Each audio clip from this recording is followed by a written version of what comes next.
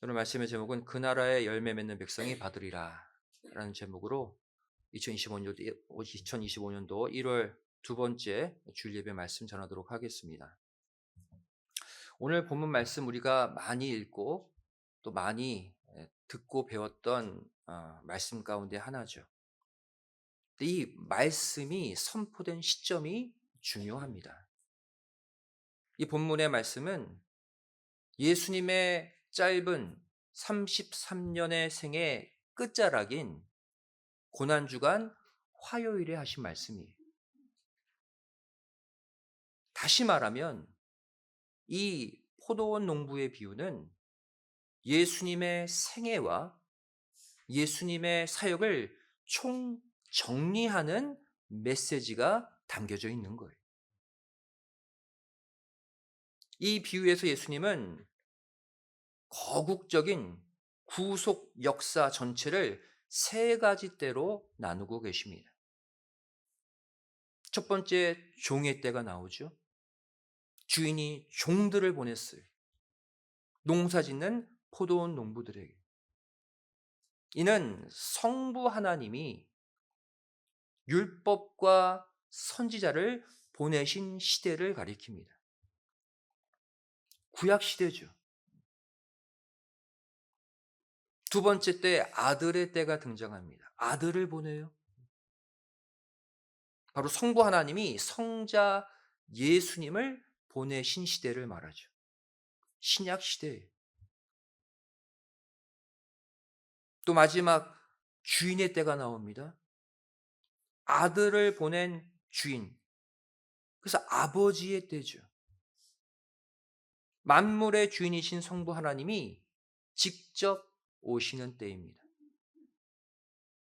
바로 정말 마지막 때를 가리켜요. 예수님은 공생의 마지막 한 주, 화요일 그 변론의 날에 구속 역사 전체의 그림을 이 비유로 제시하신 거예요. 이 세 가지 시대의 공통적인 목적이 무엇입니까? 모두 주인이 원하시는 열매를 얻기 위해 농부들을 찾아온다는 사실이에요. 그것이 종이 됐든 그것이 아들이 됐든 주인이 됐든 이 농부들을 찾아오는 목적은 하나예요. 뭐예요? 열매를 얻기 위함이다. 온 만물의 주인이신 하나님께서 저와 여러분에게 올해 2025년을 선물로 주신 목적도 똑같습니다. 시대를 초월해서 하나님이 인간들에게 원하시는 것은 하나라는 거예요. 우리에게 물질을 주신 목적도, 우리에게 가정, 자녀를 주신 목적도, 직장, 사업체, 또 건강을 주신 목적도 다 하나예요. 우리에게서 열매를 얻고자 하심이라는 거예요. 성도 여러분, 우리가 믿는 하나님의 속성은 크게 두 가지의 속성입니다. 사랑의 속성과 공의의 속성이에요. 오늘 본문의 비유는 하나님의 이 두 가지 속성을 명확히 보여주고 있어요. 먼저 사랑의 하나님이 오늘 본문에 나타나 있죠. 모든 인간들에게 공평한 기회를 주시는 모습으로 표현되어 있어요. 오늘 본문 마태복음 21장 33절에 등장하는 농부들이 나오죠. 바로 이스라엘 백성들을 가리킵니다. 먼저 그들을 선택하셨죠. 먼저 그들에게 구원의 기회를 주셨습니다. 그런데 오늘 본문 마태복음 21장 41절에 다른 농부들이 또 등장해요. 이들은 누굽니까? 이스라엘 백성들 외에 우리 같은 이방인들을 가리켜요. 다시 말해 하나님은 유대인이든 이방인이든 지위, 고하를 막론하고 모두에게 구원의 은혜를 공평하게 베푸시는 사랑의 하나님이시라는 거예요. 하나님의 사랑은요, 온 인류 가운데 미치지 않는 곳, 미치지 않는 사람이 없다는 거예요. 로마서 10장 12절은 말씀하고 있죠. 유대인이나 헬라인이나 차별이 없습니다. 한 주께서 모든 사람의 주가 되사 저를 부르는 모든 사람에게 부요하시도다. 한 명도 예외가 없다는 거예요. 다 부르신다는 거예요. 또 골로새서 3장 11절 말씀 보시면 거기는 헬라인과 유대인이나 할레당과 무헬라당이나 야인이나 수구디아인이나 종이나 자유인이 분별이 있을 수 없으니 오직 그리스도는 만유시요 만유 안에 계시니라. 헬라인, 유대인, 할레당, 무할레당, 이 땅의 모든 종류의 사람들 모두에게 공평한 사랑을 베푸시는 하나님이라는 거예요. 반면 오늘 본문은 공의의 하나님도 나타내고 있습니다. 바로 천국의 기업을 누구에게? 열매 맺는 자에게 주신다는 거예요. 모두에게 사랑을 베풀지만 천국의 기업은 누구에게만? 열매를 맺는 자에게만 주신다. 마태복음 21장 이 포도원 농부 비유의 핵심은요, 하나님이 유대인들이 미워서 이방인 농부들에게 포도원을 무조건 준다는 것이 아니에요. 유대인이든 이방인이든 상관없다는 거예요. 기준은 명확합니다. 주인이 원하시는 열매를 맺는 그 사람이 영적 포도원, 궁극적 포도원, 천국 기업을 차지하게 된다는 거예요. 오늘 본문 보세요. 둘 다 조건을 똑같이 주십니다. 유대인 농부들이나 이방인 농부들이나 둘 다 열매를 맺는 조건으로 세를 줘요. 세를 준다는 것은 포도원 전체를 상속시켜 준다는 게 아니죠. 렌트예요, 렌트. 동일한 기준을 똑같이 적용시키고 있습니다. 왜? 공의의 하나님이시기 때문이에요. 오늘 본문은 우리가 살고 있는 이때까지 포함시키고 있습니다. 우리는 지금 어느 시대를 살고 있습니까? 마지막 때. 주인의 때를 살고 있죠. 마지막 때 주인이 직접 오신다 그랬어요. 주인이 마지막 때 오시는 목적도 뭡니까? 우리에게 영적 포도원을 맡겨놓고 열매를 얻으러 오시는 거예요. 목적은 변하지 않아요.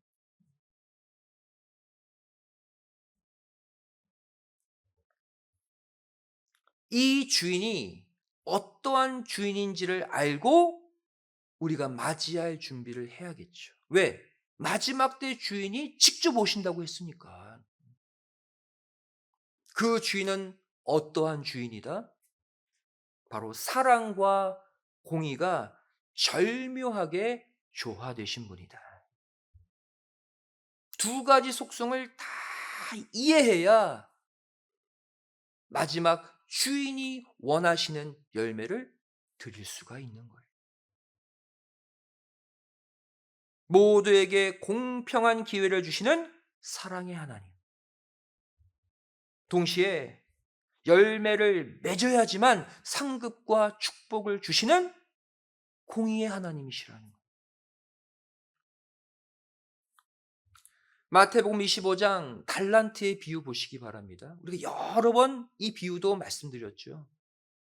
5달란트, 2달란트, 1달란트 종들에게 맡기고 떠났다가 주인이 돌아오죠.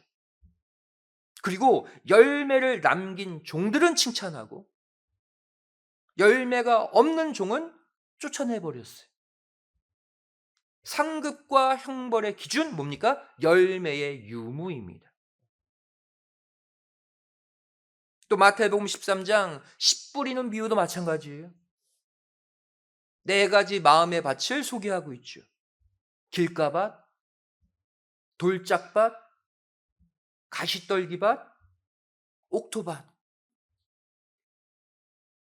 이 가운데 열매 맺는 옥토의 마음이 될 것을 말씀하고 계세요.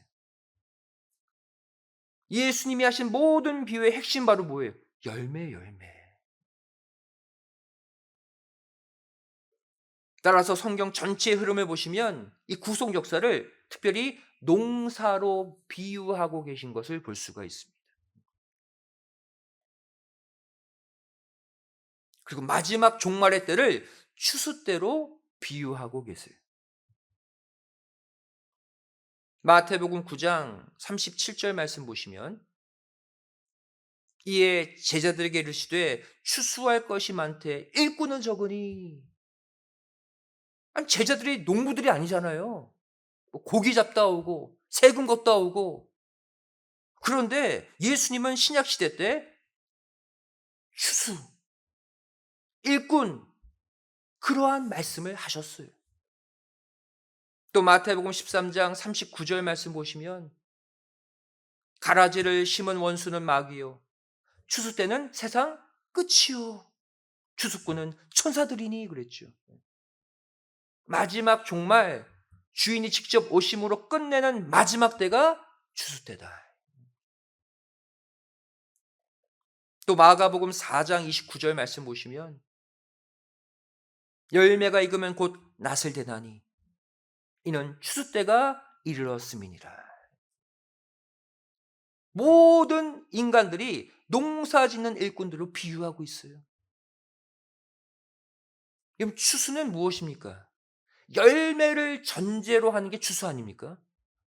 열매, 곡식을 얻기 위해 추수라는 것을 하잖아요.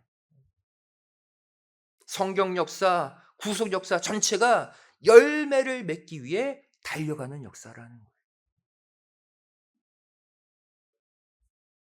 우리가 올 하루를 하나님의 은혜와 축복 가운데 살아가려면 만물의 주인이신 또 우리의 아버지 되시는 하나님에 대해 정확히 알아야 돼요. 그래야 그분과 온전히 동행할 수 있고, 그래야 때를 따라 하나님이 주시는 축복을 누리며 살 수 있어요. 하나님은 어떠한 분이다? 만물의 주인. 우리는 일꾼. 하나님이 우리에게 원하시는 것은 열매. 이 내용만 알고 우리가 올 한해를 출발하면 하나님이 원하시는 것을 감잡으며 살아갈 수가 있어요. 동시에 하나님은 사랑과 공의를 다 가지고 계신 분이다. 그런데 만일 하나님의 이 두 가지 속성 가운데 하나님의 사랑만 강조하면 어떻게 될까요? 하나님의 공의는 잊어버리고 사랑만 강조하게 되면 자신도 모르게 자기 중심적인 신앙의 틀에 갇혀버리고 맙니다. 하나님 중심의 삶이 아니라 나 중심의 삶을 살게 돼요. 기도의 내용도 늘 하나님 저 힘들어요.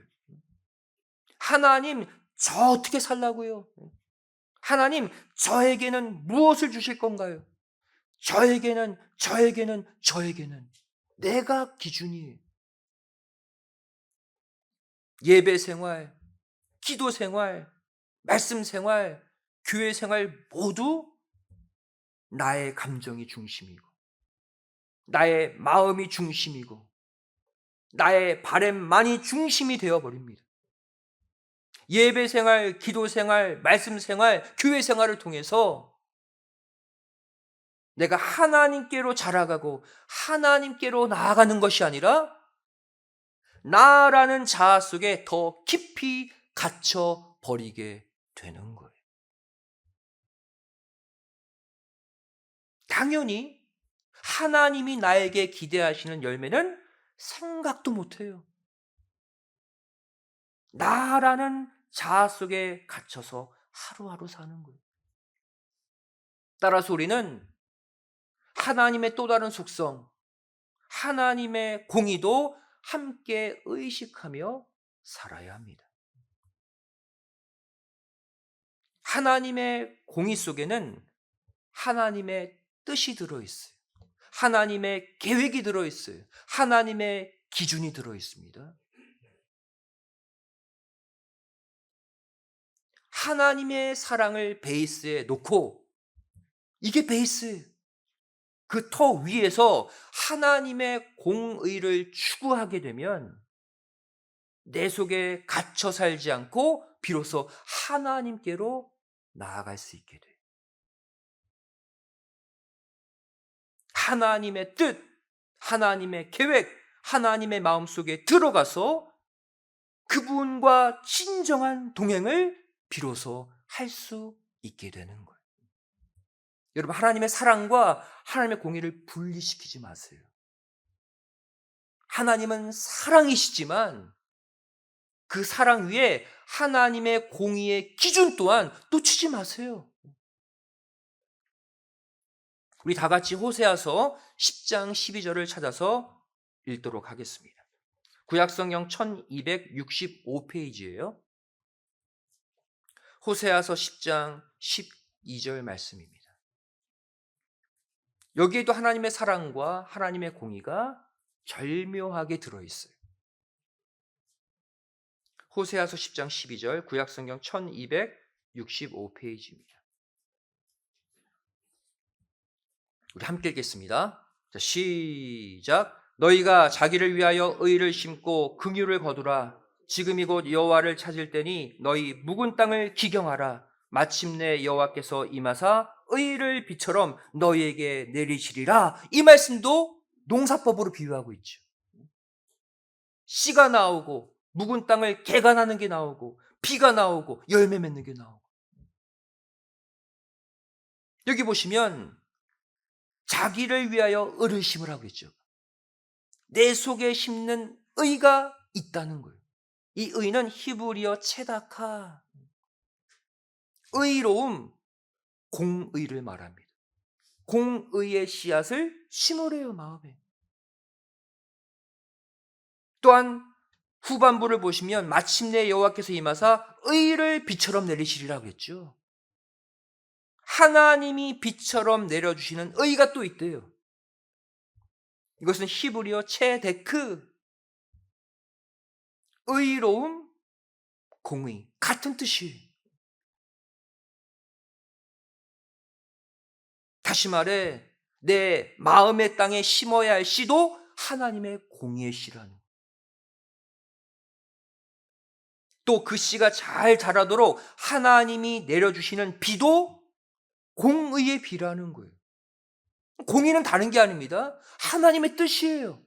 바람이에요. 하나님의 계획을 말해요. 그것을 심고 그 비를 맞아야 된다는 거예요. 그러면 마침내 여러분의 상처와 고통이 치유되는 긍휼과 자비의 열매가 터져 나온다는 거예요.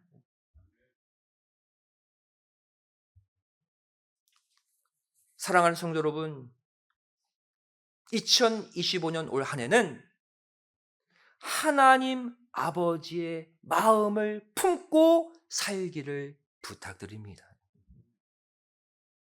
내 감정 대신 하나님의 감정을 집어넣으세요. 내 계획, 내 의지 대신 하나님의 계획과 하나님의 의지를 채워 넣으세요. 나의 뜻, 나의 바람 대신에 하나님의 뜻, 하나님의 바람을 이루기 위해 올 한 해를 살아보세요. 이렇게 살게 되면요, 우리의 신앙생활 가운데 당장 눈에 띄게 달라지는 게 하나 생깁니다. 바로 각자의 기도 제목이 바뀌게 돼요. 나에게 당면한 문제 대신에 하나님이 원하시는 뜻, 하나님이 원하시는 계획과 소망을 찾게 되고 구하게 돼. 그리고 나도 모르게 그것을 이루기 위해 애쓰고 수고하게 됩니다. 그러다 보면 하나님이 원하시는 열매까지 맺게 되는 거예요. 그러한 자에게 하나님은 신령한 포도원, 천국 기업을 상급으로 주시는 것이죠. 성도 여러분, 사랑의 하나님께서는 우리의 모든 고민, 모든 근심, 모든 아픔과 상처 우리보다 더 잘 아세요. 깊이 생각하고 계셔요. 그리고 이 모두를 해결해 주고 싶어 하십니다. 그게 하나님의 사랑이에요. 하지만 동시에 하나님은 공의의 하나님이시기 때문에 우리가 하나님의 뜻을 위해 먼저 수고해서 하나님이 원하시는 열매를 맺을 때 우리의 문제를 해결해 주시는 은혜로 갚아 주십니다.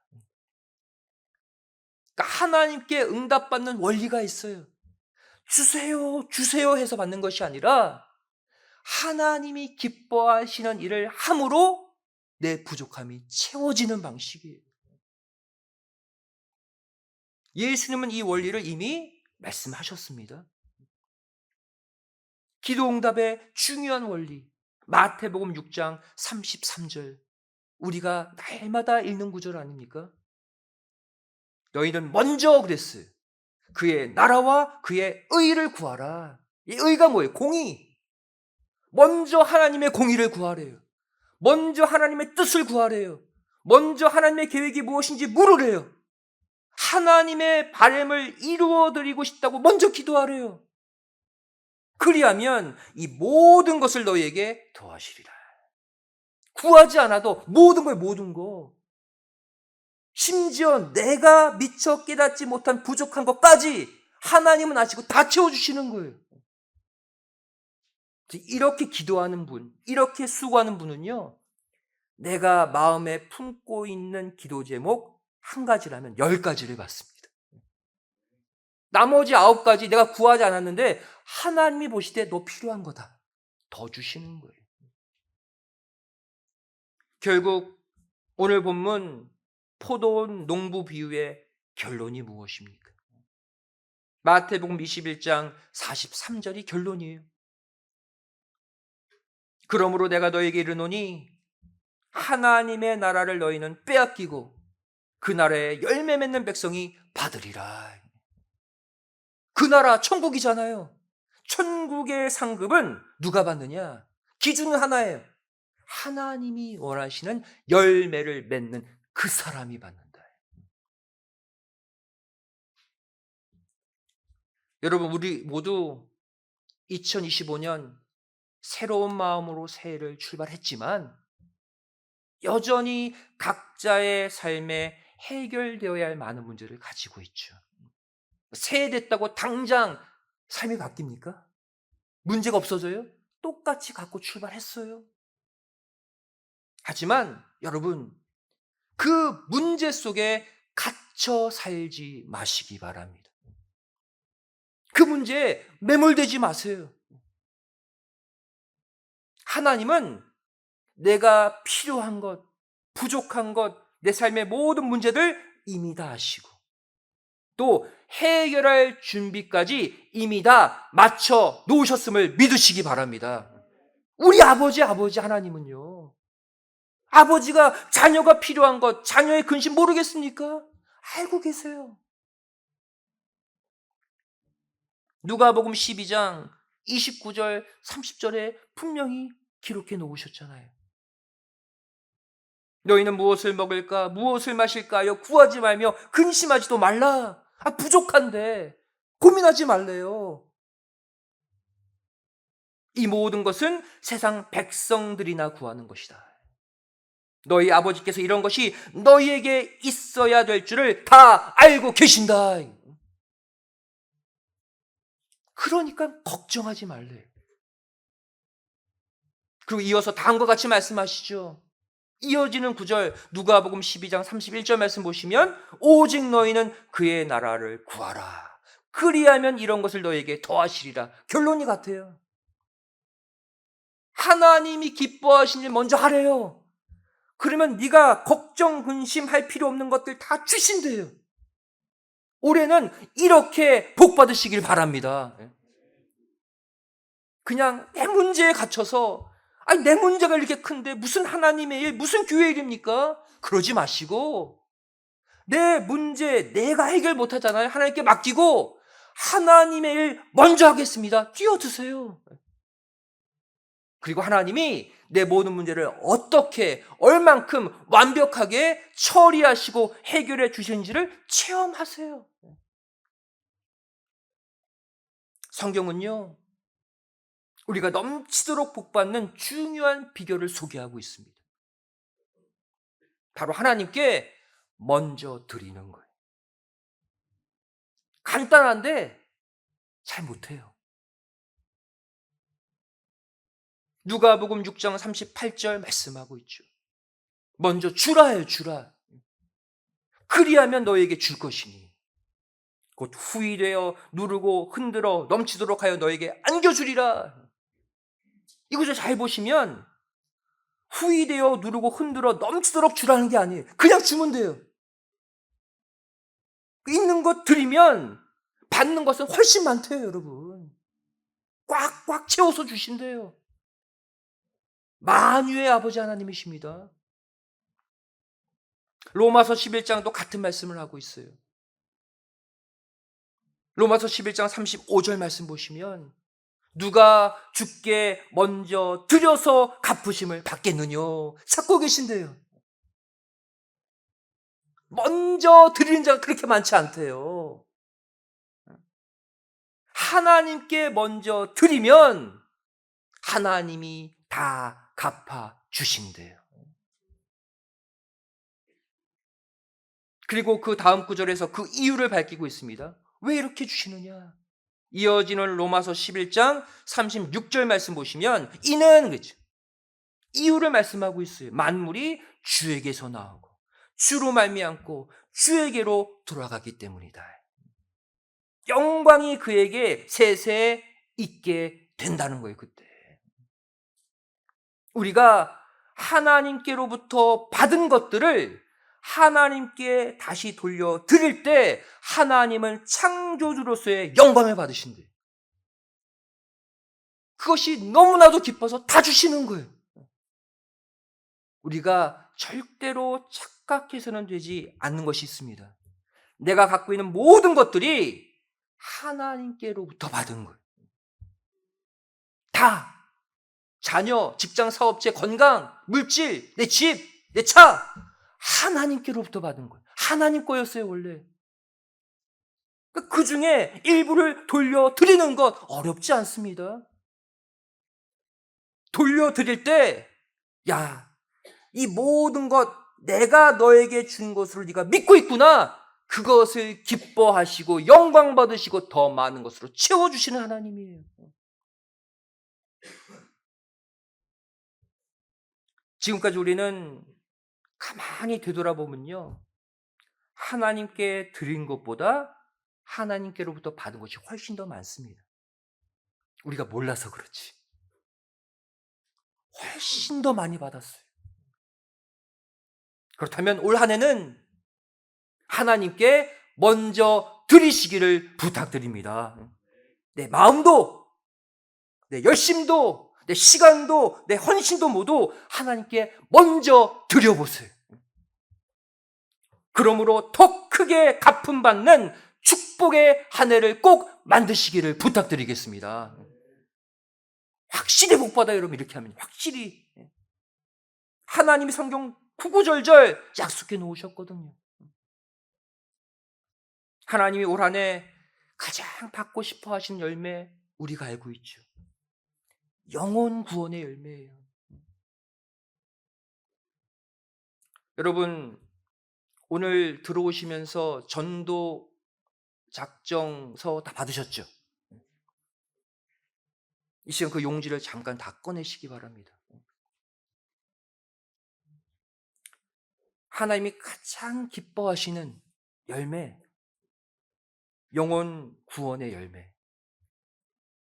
내 전도 대상자 여러분들 적는 용지 잠깐 꺼내시고 제가 이 시간 기도하고 우리 믿음으로 작정하는 시간 잠깐 갖도록 하겠습니다. 기도하시겠습니다. 사랑하신 아버지 하나님, 저희를 제 전생애를 되돌아볼 때 하나님께 드린 것보다 하나님께 받은 것이 훨씬 더 많았음을 이 시간 고백합니다. 올해 아버지 하나님이 가장 기뻐하시는 일을 함으로 출발하길 원합니다. 그동안 품고만 있었던 내가 전도하고 내가 구원하고 내가 살려야 할 영혼들 이 시간 적기를 소원합니다.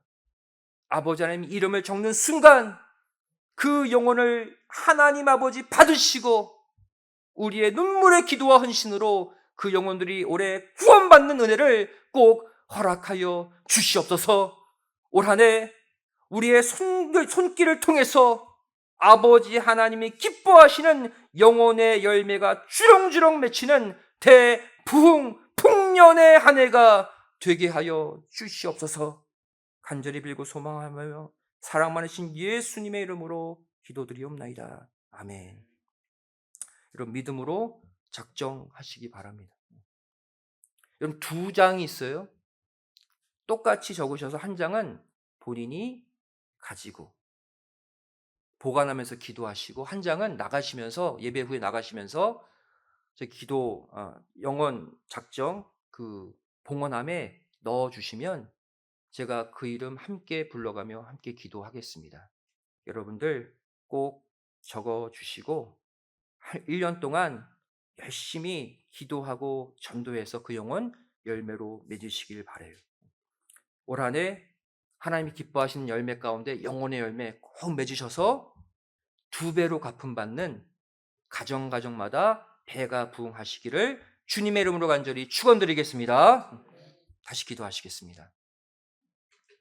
사랑하신 아버지 하나님, 저를 이 시간 아버지 하나님이 가장 기뻐하시는 영혼의 열매를 맺기 위해 그 영혼들의 이름을 종이에 적었습니다.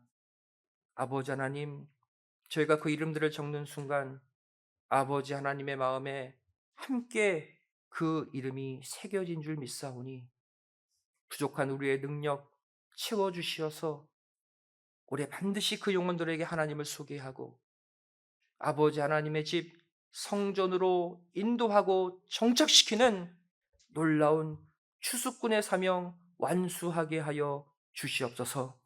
아버지 하나님, 우리 삶의 모든 문제를 이미 아십니다. 아버지 하나님의 뜻을 위해 먼저 일할 때, 먼저 헌신할 때 아버지 하나님 누르고 흔들어 넘치도록 차고 넘치는 축복으로 되갚음 받는 축복된 한 해를 살게 하여 주시옵소서. 간절히 빌고 소원하오며 사랑 많으신 예수님의 이름으로 기도드리옵나이다. 아멘. 함께 보겠습니다.